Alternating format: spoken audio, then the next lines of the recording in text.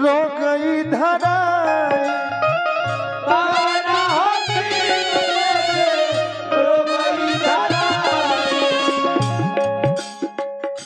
जिंदगी कलास असधवा तेरी हम तो दर्द दिल के दवा जो हटा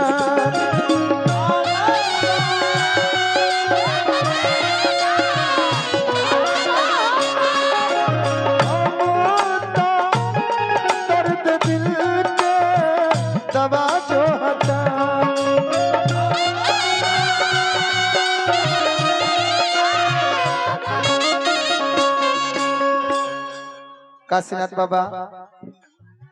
दवाई का पैसा भेजवा दिल गोल्ड लगन है बाबा, लेकिन ये रोग के दवाई मेडिकल पर मिले वाला बाना ना ना ना ना केहू ना बताओ ता कहाँ हम जाए, केहू ना बताओ ता कहाँ हम जाए, कवना हकीम से रो गई धराई, कवना हकीम से रो गई धराई, जिंदगी कलास औषधवा दानी हम तो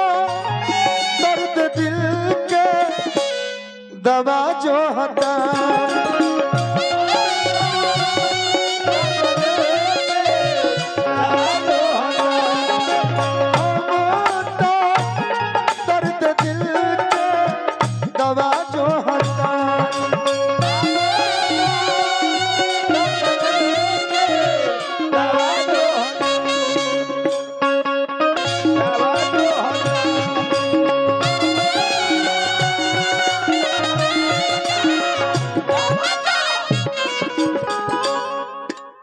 हाय हाय हाय धन्य है दरबार का हाय तनिया के भी स्वागत होई का क दिहल जाओ जरूरी बा महाराज जी नहीं नहीं लो ओने प्रिंस बाबा आइल बाड़न बाबा उनको स्वागत हो जाओ बाबा गिरी बाबा अब हमन के प्रिंस बाबा कहले बन जा शुरू से बाबा हैं। हां भाई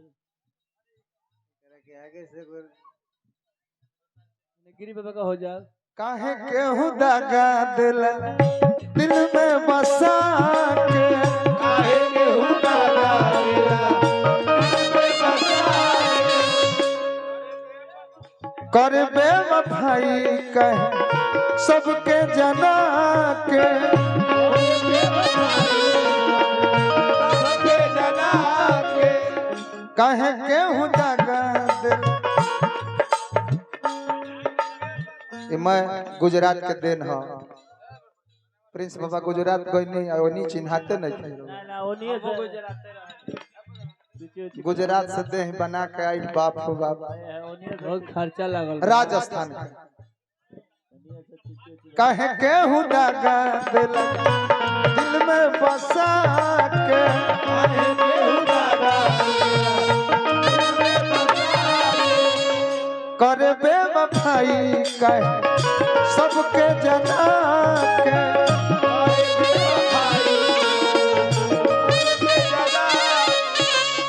खुनवा के आंसू हमरो तानी।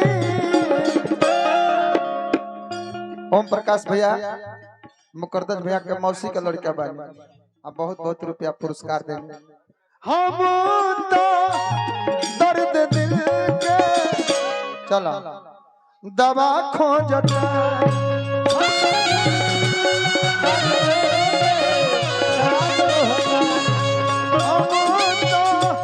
दर्द दिल के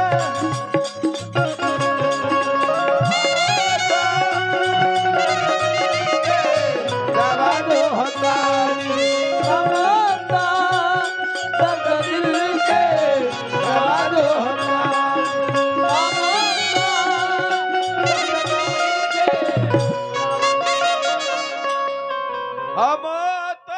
भाई भतीजा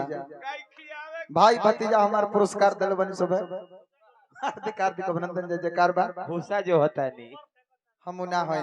देखी दू दल प्रोग्राम होता तो अकेले ही गइबो ना तब का बोल धीरज रामचंद्र की आई कुंवर जी गोपाल जी गाय खियाई जाके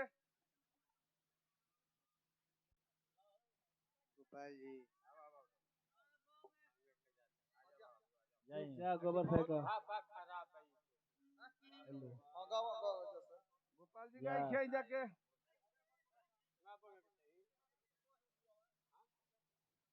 गोपाल कुछ गाय को निमन गाना जो गोपाल गाय जी। खियाओ गोपाल के हो मैं गोबर पे दुआ पे कभी कभी जो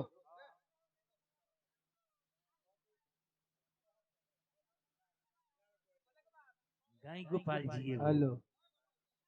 का- बोले के बा गोपाल गाय खियाओ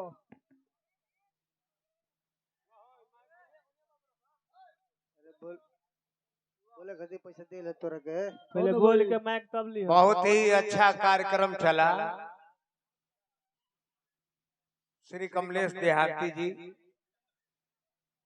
आप इनाम मांग रहे हैं, मांगना ही नहीं चाहिए, हम तो स्वयं आपको तैयार हूं। अब दुगोला कंपटीशन लड़ रहा हूं, उस समय आपको